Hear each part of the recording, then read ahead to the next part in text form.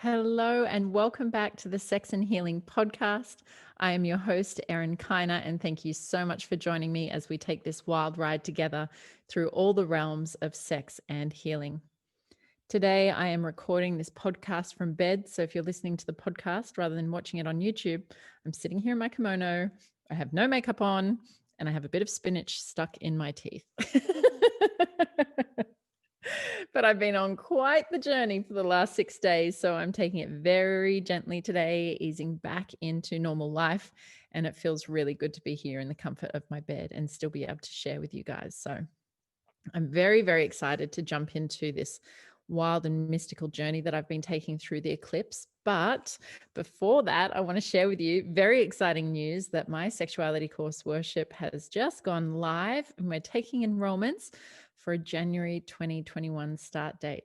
So in order to share a little bit more about Worship with you, I will be doing a webinar and those details are to come soon. So you'll be able to jump on a call with me and find out what the course is all about, why and how this course is so transformational and what you can expect to get out of it. But in the meantime, I would love to share some testimonials with you. Now, these aren't even testimonials that I have gone out of my way to collect. These are things that have naturally been shared with me from people in our course, and they are just amazing. This one, I think, holds the most drama to it, and for that reason is my favorite. It says, "Oh my fucking God. My God. Fuck. I can't even. Fuck." So much fucking ecstasy and expansion and exploration and opening and pushing and receiving and yearning and learning and pining and crying and waiting and building, then exploding and mind-blowing and ramming and flooding and rising and falling and slamming and ramming and flying and choking and breathing and moaning and dripping and heaving and fucking and dancing. You were fucking right. So fucking right. My mind had no idea how it could even manifest for me, how it would come through into my reality, and it fucking did. I get to a new layer every time. I push through more habits and beliefs and clear shit so fast. I'm learning how deeply I have to embrace and accept, truly flowing and not attaching to anything, no time or space or human meaning. And when I do, I get so fucking confirmed. It's surrender at the next fucking level like I've never been before. I found my whore last night. She was beneath the priestess and the oracle and the virgin layers. I didn't believe she was there, not in that form, but I found her, just a total whore, being fucked out of her mind in every fucking way. And the fucking unbelievable thing is that I know there is and always will be more. I can be in these spaces and feel so free and so full because I feel completely safe and honored. I can't even fucking believe it. And it's also like it's no surprise at all. I didn't believe it was there. Now I'm like, fuck, find more.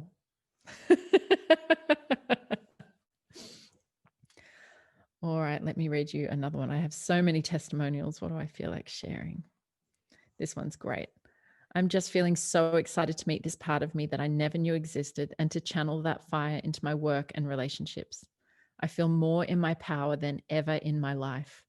The more I choose to expand, the more opportunities and challenges are coming to me in perfect alignment. It's blowing my mind. This course has been a huge part of that. And another one. Where do I start? The shifts are significant. My confidence to see what is true for me and not others, connecting to my power, to surrender and to allow, and to put the trust in myself. Before this amazing group, I feel like I'd been looking at a brick wall around me. I could sense the power on the other side, but I had no idea how to smash this wall down. I thought I'd tried everything to the point of exhaustion. Turns out the wall was never there. And the more I felt safe to open my heart, to be seen and held, that energy is now in my heart. And another one. How do I articulate this? Since my exploration, I feel like I'm slowly awakening the inner realms. I've had some amazing orgasms, yes, clitoral, but a deep vibration to awaken the inner world of my orgasmic potential. I've been so juicy. I've been feeling more me than I've felt in a long time. I'm feeling ready to create from this place of me and reignite my work and my gifts for the world. feeling good. And one final one for now, although I will probably share on every single episode because there's so much goodness that's coming out of this course. And I've got to say, when I launched this course, given that it was the first time I was teaching it, I believed in it, but I had no fucking idea that it would be this powerful and this transformational. And I just have so much fucking faith and confidence in this course. And I know how many women on the planet need it. And I'm just so fucking excited to take this journey with so many more people. So our final testimonial for today's episode. I feel more myself than I have since my childhood. I'm reconnecting with my inner child again, and the truth of who I am is resurfacing. I can feel treasure underneath my skin. It's like pure gold. I feel fucking empowered as fuck. I'm stepping more into my goddess essence. I've accepted that I've outgrown those around me, and I've fully taken ownership on who I am and what I want, and I'm just acting towards that rather than making myself fucking small. Also, my creativity has burst like never before. I've definitely exploded. I've been having wet dreams and feeling a lot more turned on since reconnecting with my body, as I was out of my body for a super long time. I'm no longer pouring my emotional needs into others, and I no longer feel I need validation from others. I'm doing things for me now rather than other people. When I put my pussy first, she seriously loves it so much.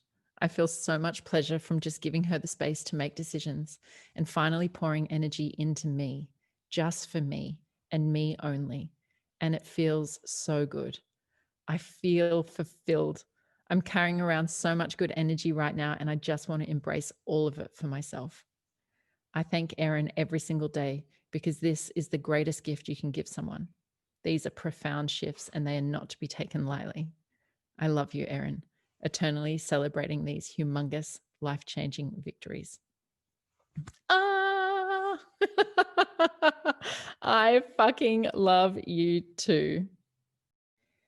It is truly such an honor and such a privilege to walk a very, very, very powerful and transformational path with my clients. I love the people that are attracted to work with me, and I cannot wait to share more with you about this course. But we will put a link in the show notes so you can go and check out the landing page, and we'll have more details about a webinar coming soon. But let's now dive into what a fucking wild week I've had. This fucking eclipse.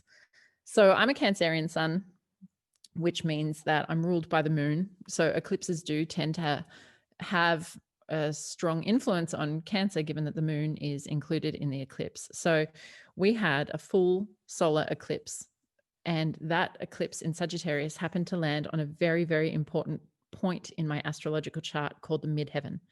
So if you have seen an astrological chart before, it's a 360-degree wheel. And there's a line that goes straight across the middle from east to west. And that is where the horizon was at the minute that you were born. That was the astrological sign that was moving through the sky from the east, traveling over to the west at the very minute that you were born. So that's one straight line across that circle. And then we have another line going from top to bottom, which is called your midheaven. So that points to the very, very top degree of your chart. What was at the peak of the sky, the highest part for you at the moment that you were born, and that represents your career line or your legacy line. That's the flag that you're here to fly in the world. So for me, that eclipse happened on that exact degree.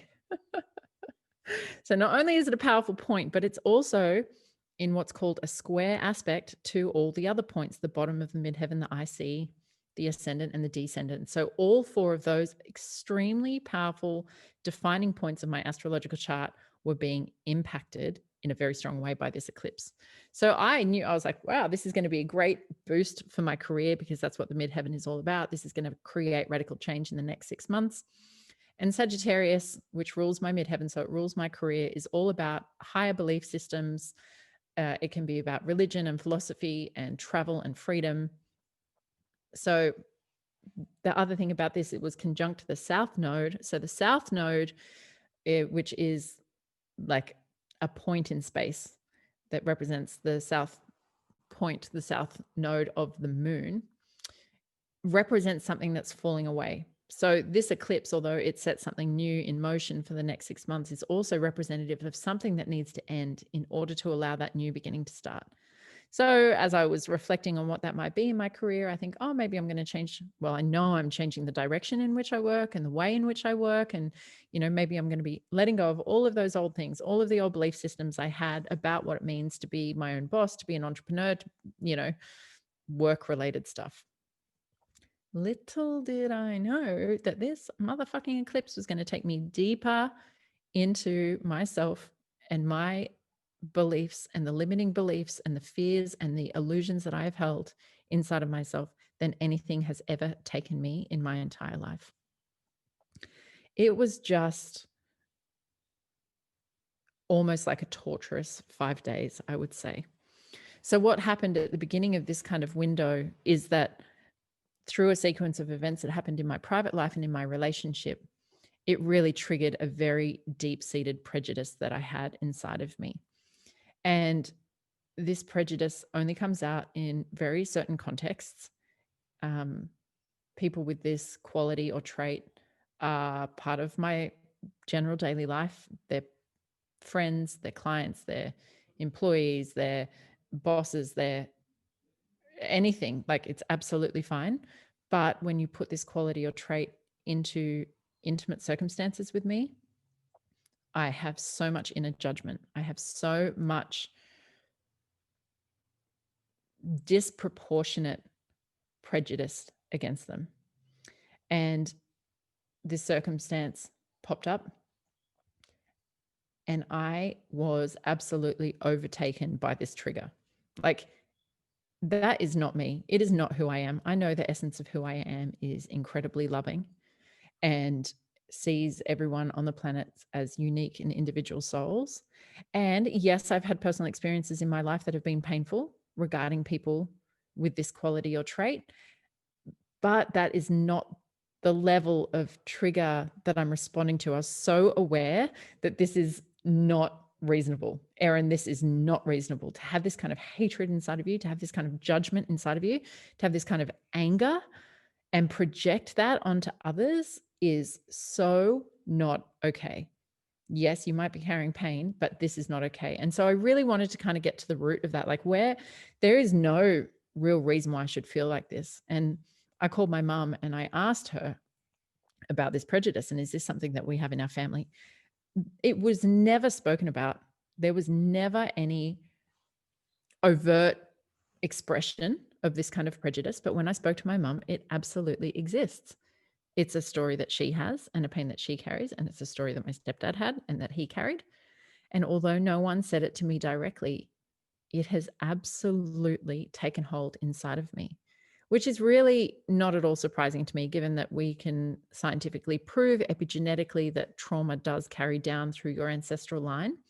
And they actually did a scientific experiment with lab rats, and they gave these rats 2 sources of water, one which was electrocuted and one that was normal. And so very quickly, the rats worked out to only drink from the normal water and not go near the electrified water.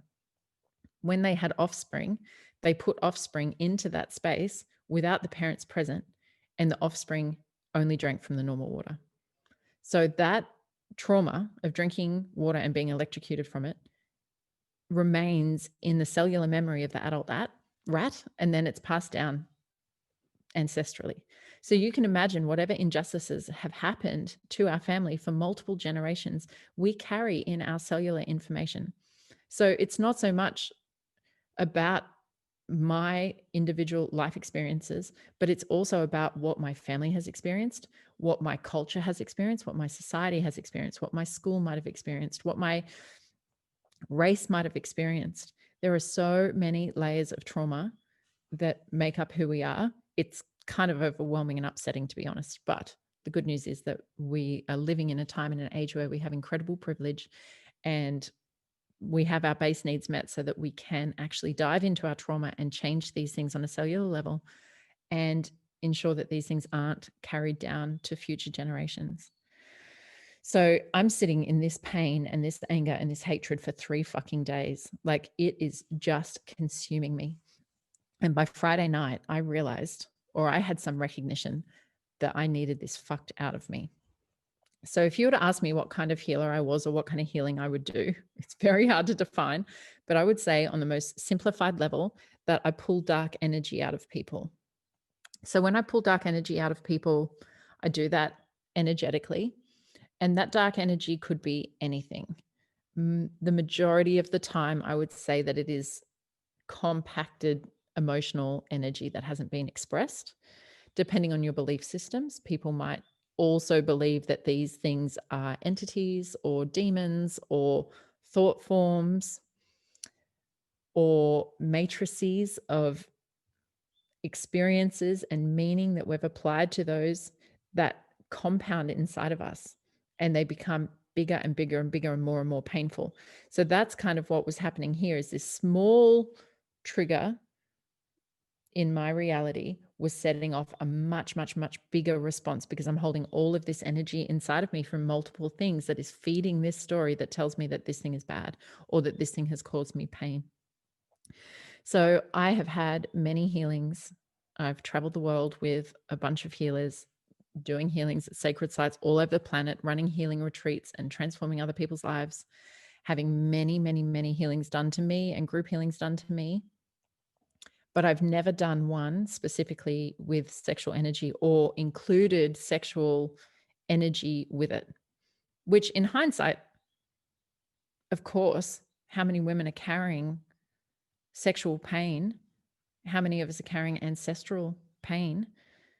And most of the time in professional realms, we have these boundaries that prevent us from actually doing anything sexual in terms of healing.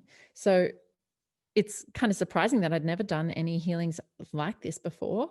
And then on the other hand, it's totally understandable, because this is what the mainstream, Western world is all about, is mitigating risk and having boundaries so that people don't misinterpret. And like, it's such a deep and complex kind of thing to work in the realms of sexual healing. But lucky for me, I'm a healer. My partner, although he would not ever call himself a healer, is a fucking healer. And so I sent him a message on Friday night and I said, I need help and I need you to fuck this out of me.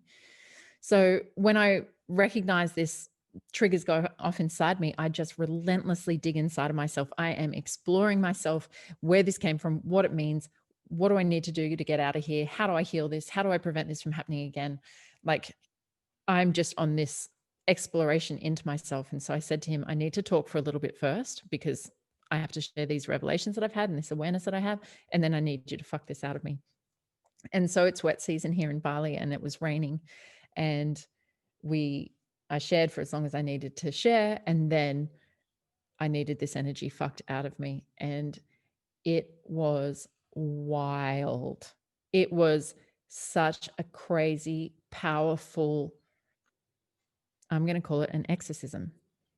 I don't always call it an exorcism because of the meaning that people have put on that word and the associations that people have with it. Sometimes I would call it an extraction. Sometimes I would just call it a healing.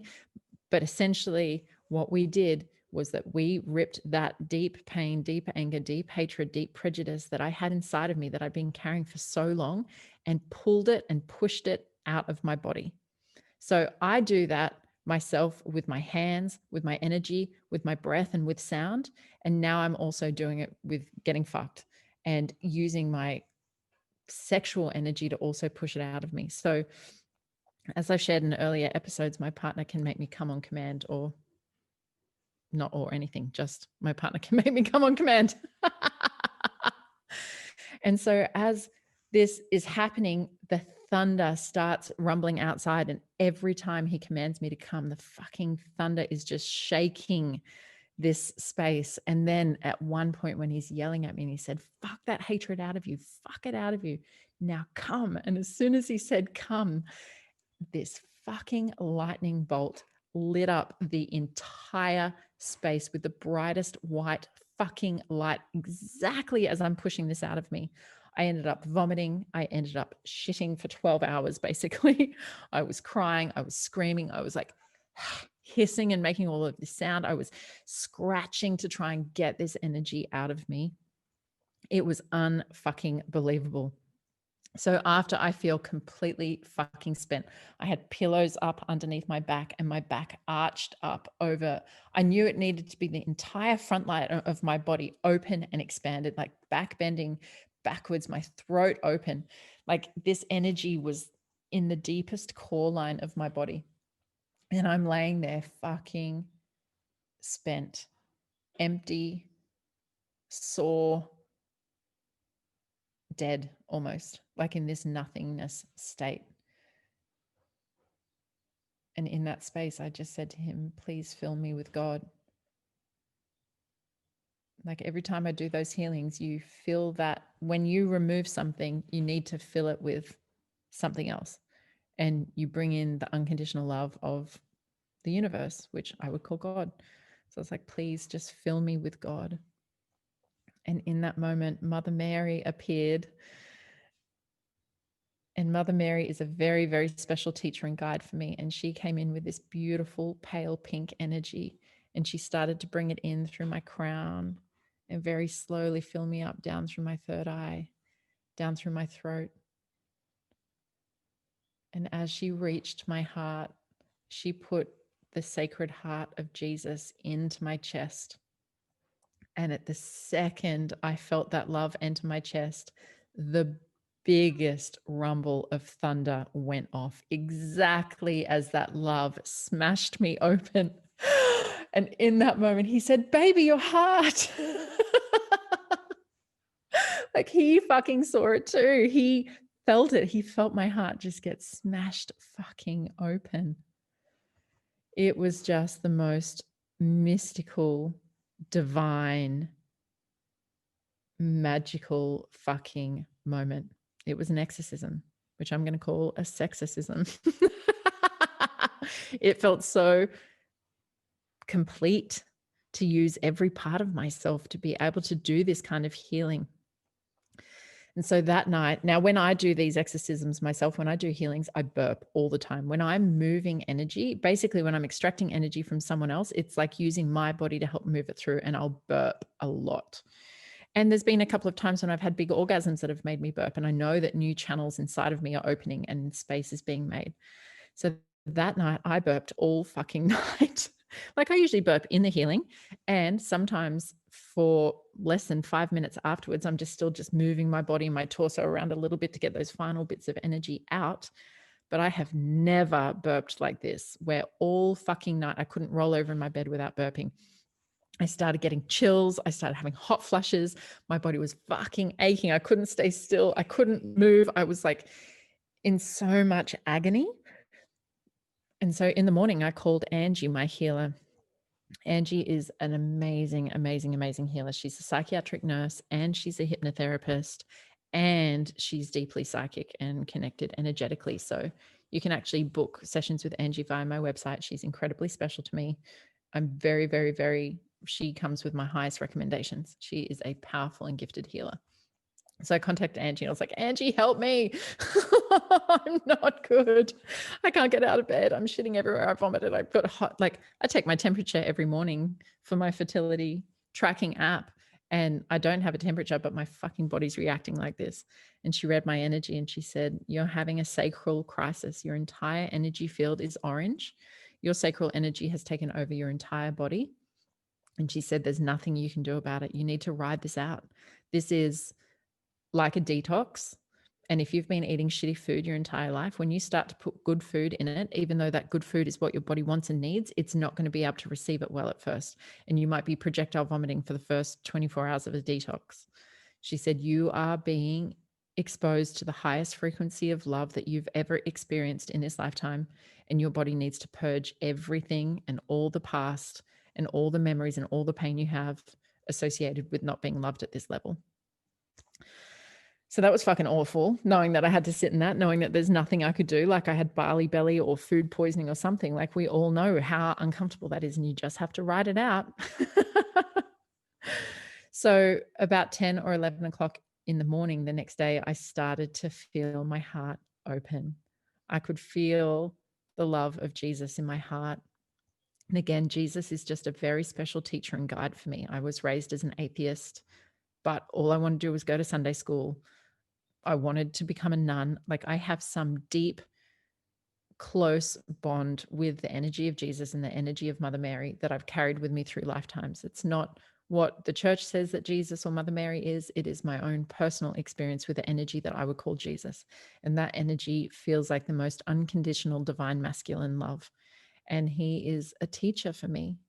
He's someone that frequency of love that I've experienced is something that I want to transmit on the planet. And I know I have the capacity to feel that kind of love. That's the essence of who I am. That's the size of my heart, my deep, loving heart.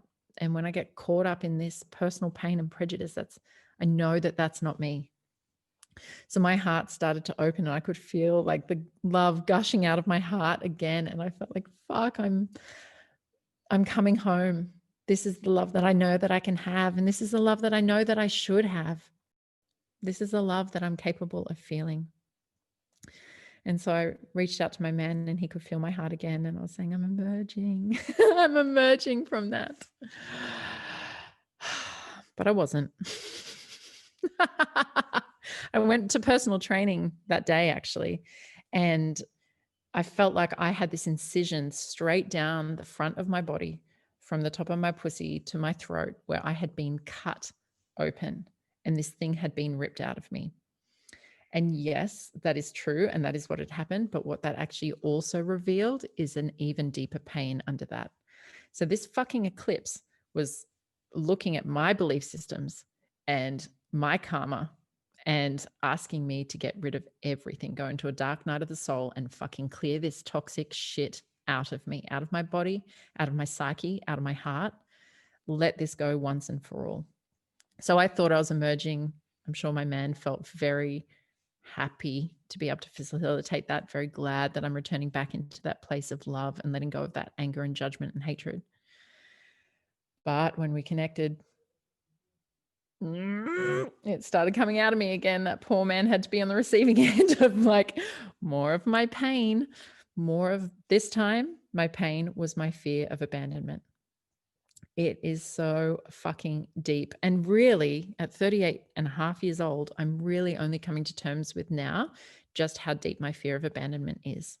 So I think what happened when I was younger is that my trauma really controlled my life. I had incredibly deep-seated self-loathing and a lot of personal pain and no strategies on how to deal with that, no empowerment at all. I turned to drugs, and drugs were this amazing relief from my own pain.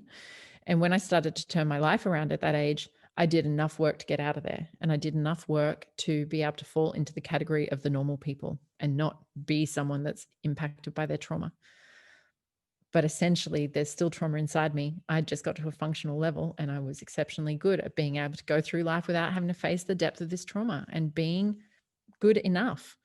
And what life is asking me to do now is to go back into the deepest of this shit that I've been through in my life and really fucking look at it. And in there is an incredibly deep fear of abandonment.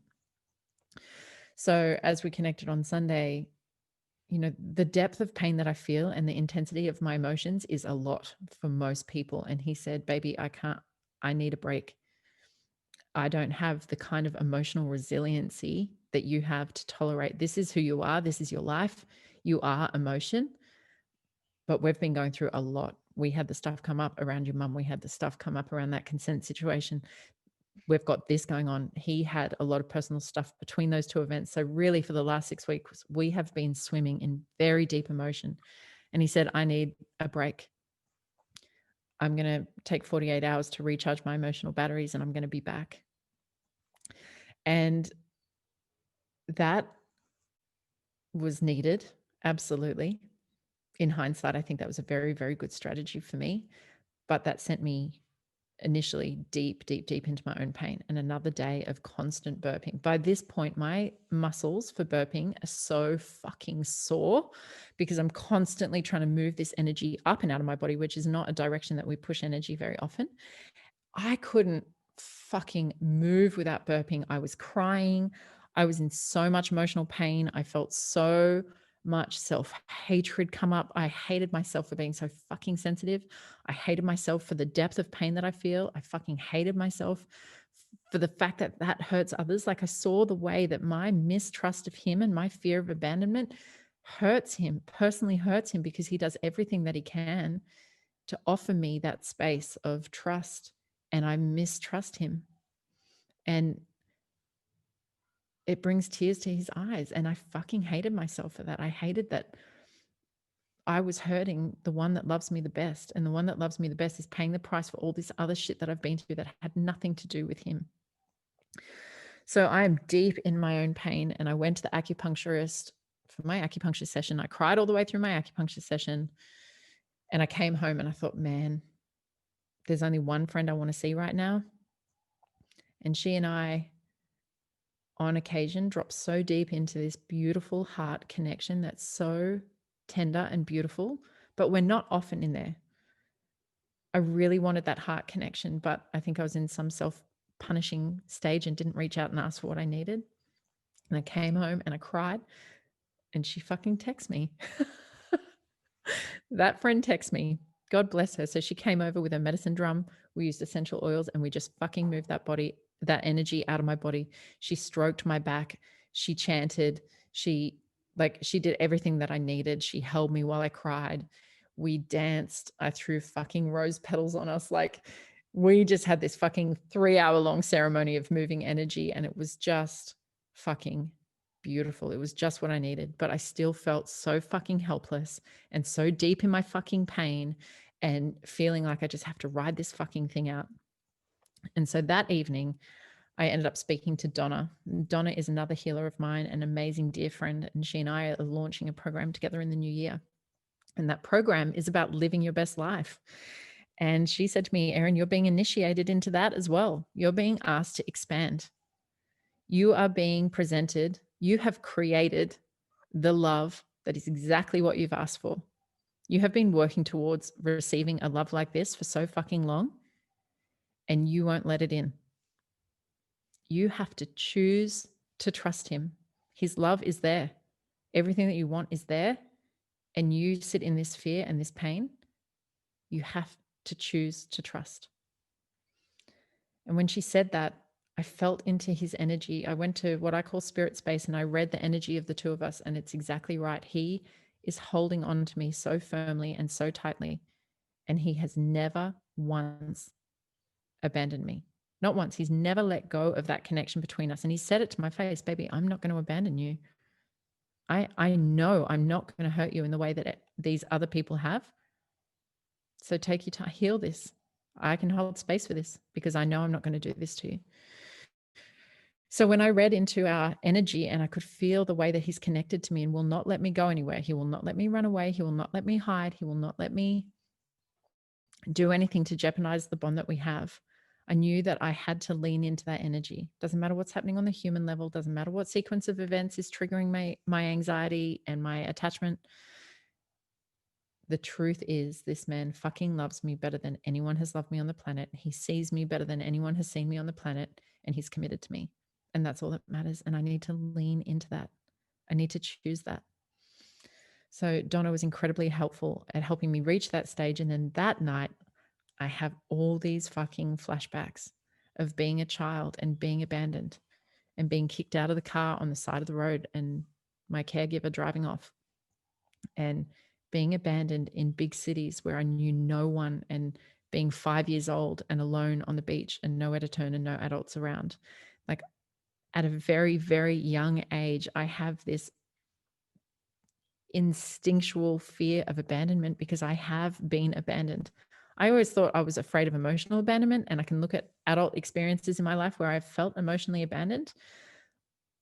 But when I really go into the depths of my fucking trauma, there is a physical survival fear of abandonment that I have experienced from the youngest age I remember. So I decide I've got 24 more hours on our break from my partner and I am fucking relentless. I am going to learn everything I fucking can. I'm going to dive into this as deep as I can. So with a personal development school online, which is an amazing psychologist who specializes in attachment theory, I went and did her course about trust and jealousy. And what that really made me see is that my trust issues are not based on a breach of trust outside of myself. They are 100% my own baseline relationship with trust based on these early experiences that I had. Doing that course, doing those reflections made me realize that my partner has never done a single thing to make me mistrust him. He has shown up with the most congruency and the most integrity and the most consistency, has been honest, has been in integrity, that he's never done anything to make me mistrust him. Every mistrust that I project onto him is 100% mine and based in my past. That is upsetting and empowering, because that means that I have the power to heal that. That's just up to me. And on top of all of that, I got my period right in the middle of that exorcism, 10 days ahead of schedule, which I don't ever remember happening. I'm sure at some point in my life, my period has come or been inconsistent, but my period right now in my life is incredibly consistent and predictable. So for it to come 10 days early just blows my mind. And if I had any skepticism left at all about how real this stuff is, these spiritual, energetic, mental, and emotional healings, that physical evidence of what it did to my body just blows me out of the water. It just can't be denied. I also wrote a poem about my experience, which you can find on my Instagram, but I'll share it with you now. Thunder roars above me, shaking the earth and mimicking my pain, as the anger inside floods my body and drowns my vision. I see not reality, but the wounds others left behind, and the one who loves me best pays the price of my loving heart closed. Fuck me open, I beg, and fuck me open to God. Cut me open and rip out this pain. Rid me of this toxic past. Scratching and clawing and purging and screaming, each orgasmic explosion backed precisely by thunder. Fuck that hate out, he screams, and I push and scream and thrash. A supernova explodes between my legs, exact darkness into nothing but brilliant light. Nature and divinity supporting me, my pussy commanding the storm. Fucked to death by the one who loves me most. And as I die in his arms, I beg him to fill me with God. I see my beloved Mary come softly to my side, filling my torn, bleeding, and ravished body, her divine mother love, the balm to my wounds, and in one final crescendo upon my broken, obliterated heart, she places the sacred heart of Jesus, right as I know, and into the deepest love, fucked into a flawless, miraculous ceremony of perfect pain and perfect love. I sleep for 1,000 years and emerge battle-weary and weak, but able to see love again. I see with the eyes of my heart, and I am home. So I also found a podcast where they were interviewing an author of a book called Polysecure. And it's the first book that's been published about attachment in polydynamics. And this book was published 2 months ago. I feel like the universe fucking planted this in my lap right when I need it, because this eclipse is like, you've got to fucking sort this shit out, girl. You're having an attachment crisis for no fucking reason. There is no actual threat to your connection. Your connection has not changed in any way. The love, the security, the availability is all there exactly as it is. And you are in this, what she calls primal panic. And when I read those words in that book, I was like, fuck me, that's exactly how I feel. I feel like on a cellular level, in my bones, in my nervous system, I'm going to fucking die. I am going to lose this fucking love and I'm going to fucking die. So she calls that an attachment crisis. So I've been doing a lot of work on my anxious attachment, and I have a vast amount of secure attachment now, earned secure attachment. But these circumstances really made me look at the fucking core of my anxious attachment. And if I can get through this, and there has been nothing in my life that I haven't been able to get through, I feel like I am going to be stepping foot into a whole new reality. Like I'm going to be stepping through the fucking curtains and seeing life for what it really is, and not carrying in my body this deep-seated fear that I am unsafe and no one will protect me, that my voice isn't important, that I'm not seen, that I'm not heard, that I'm not provided for. That is the petri dish in which I grew up in. So imagine how that impacts the way that I think and the choices that I make and the relationships that I have, what I'm willing to accept for myself, my levels of self-worth. If I can fucking get to the core of this and actually change it and reprogram it, holy fucking shit. I am going to work so fucking hard because I know that that's a reality. I know that that's a probability for me to achieve that, because life has created, I have created the perfect fucking circumstances for healing. Oh, it's 2:22 on the clock right now as well. Thank you, universe, for that beautiful sign. And the two, you know, it represents two people coming together. So in this book, she talks about an acronym that can help us create secure attachments, that is hearts. So typically, most of the attachment theory says rely on the structure of the relationship, and it's very monogamous based. So it's saying, you know, you share your finances, you have a house together, you've got kids together, you've got these structures that show that you're secure. But actually, you can be in all of those structures and not have a good attachment, not feel seen and heard and safe with the other person. So what she says that's most important in poly, but also, of course, in monogamy as well, is that you rely on the quality of relating between two people to find your security. So the acronym HEARTS talks about H being here and present, the importance of being fully present with each other. And when I look at my partner, he and I, there's only one other person on the planet that I know, and that's my best friend Cora, who can hold that level of presence, who can be fully with you. And it is such a gift to have that level of presence and that depth of presence, and that continuity of presence between each other is so healing. So I have that, the first ingredient of secure attachment. Number 2, E, express delight. And express delight is the importance of sharing what is unique and special about that person, not what they do, but who they are, so that you can understand that your bond with that loved one is based on your uniqueness and the essence of who you are. So we do express delight with each other, and he's very mindful with his words. He doesn't give his words out freely. So what he does say holds a lot of meaning. But I ask for some more of that, because that will be very powerful for me to hear the unique things of why he chooses me and why we choose each other. So A is attunement. And he and I are incredibly attuned to each other. Again, at mastery levels of attunement, very psychically and energetically attuned to each other. And once I woke up and my heart was closed and I got a text message saying, "Good morning, baby, what's up? I can feel something." Fuck. We're so attuned. And that might also come from both of us having a violent start to life, is that you can become hypervigilant in a way of self-protection. So although that might have started from a trauma, it actually is something that we use in a very beneficial way to highly attune to each other and our emotional and energetic needs. Then R stands for rituals and routines. And that is something that he and I have in place. We have our sacred time together. We have the sacred things that only he and I do.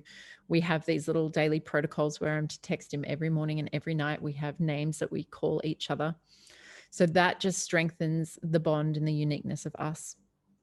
And then T in the HEARTS acronym stands for turn towards after conflict. And that's exactly what he and I do.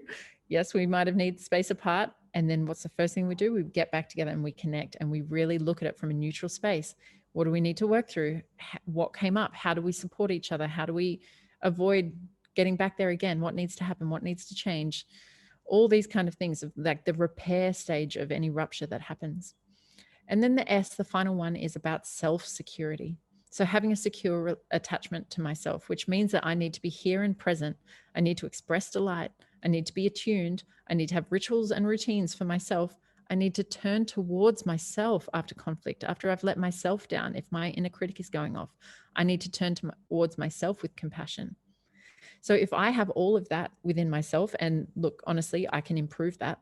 I do have a fair amount of that, but I can absolutely be more committed to that. I have the perfect fucking ingredients to heal this inside of myself. What are the fucking chances that there's another human being on this planet that I can fucking trust that much, who is that fucking available and present and attuned to me and committed to me? Like, this thing that goes on inside of me, this primal panic that makes me feel like I'm about to die, is so clearly not based in reality. I have created the perfect circumstances and the perfect relationship to heal this. I have everything I need to feel safe and to trust. And, you know, as he and I connected, we spent 4 hours together, so deeply connecting and just being in the essence of us, not even returning to it, just being in what is us. And I feel 100% security. Like, I feel so cherished and treasured and valued and desired. And we laugh and we explore and we support each other. And it is just such a fantastic thing to have met someone whom I can be all of myself with, and he can be all of himself with me. And that's very rare and very precious. And he's not afraid of me, and he's not afraid of this. And he knows that I have what it takes to get through it. And he said, it may take 2 years. And I was like, fuck, that's exactly what they said in the book. I read that 300-page book in a day. It takes 2 years up to 2 years to have this earned security, this secure attachment inside of myself.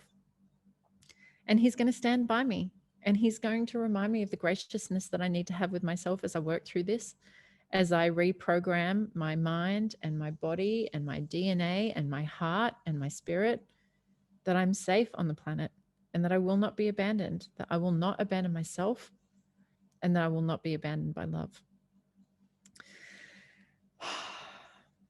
So that was my eclipse experience. It's day 6 and I'm just very gently emerging now. I really feel like this is the true emergence. I have some nervousness and fear that those triggers are going to come up.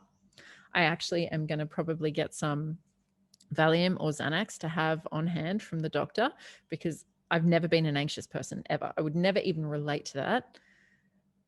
And holy crap, I felt like I was going to die. So just as a bit of a security blanket to know that it's here, that if that depth of trigger and illusion goes off inside of me again, that I have some fucking fantastic tools, which is to stop any thoughts going in that direction. And actually, from the personal development school, they recommend an NLP statement, which is cancel, cancel. So if I notice that my brain is going off in thoughts that are going to trigger this primal panic, is to say cancel, cancel, and to tune into his energy, to feel it, to feel the security, to lean into it, to nuzzle into it, to feel what I need, to have my inner child on my lap, to comfort her, to give her the security, to let her know that I'm not going anywhere. So I can turn within and find that security. I can turn to him and find that security. I can stop those thoughts in their track. But if it gets the better of me, then it's nice to know that there is this backup option. And I'm just going to fucking do this work. I'm going to do the reprogramming, and I'm going to bring myself into the present moment where everything's fucking amazing. And I'm going to fucking heal this. And I'm going to fucking heal this for the future generations. And when I bring through a child, they're never going to have to feel this fear and panic in their body. What a fucking gift. What a fucking gift to be born into this world without having to have those experiences. Now, I don't believe parents intentionally traumatize their child. Parents are products of their own trauma. You know, I think every adult was doing the best to raise children that they could with what they had and who they were and the experiences that they'd been through. But I feel very, very grateful and privileged to be able to start to clear this and move through this and step into that brand new reality on the other side, where I am free of the fucking panic that I'm going to be abandoned. And I'm going to hold that little girl who was left, and I'm going to love her, and I'm going to show up for her. And she's going to be free to play, free to explore, free to be whatever the fuck she wants. So I hope you have enjoyed this episode of Sex and Healing, my crazy sexism and my healing crises. And as always, I want to hear your thoughts, your reactions, your questions that you have. You can find me on Instagram. You can send me an email. I'm definitely curious to know what you got out of it. I think we're going to do another episode soon on exorcisms, because my beautiful friend Megan, there's someone here in Bali, she says, that always does these exorcisms, a Balinese healer, on Facebook Lives. I want to check that out.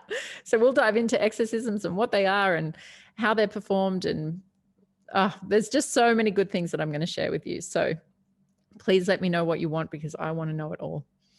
So please share this episode with anyone that you think will love it. And otherwise, I will see you on our next episode. Sending you all of my love.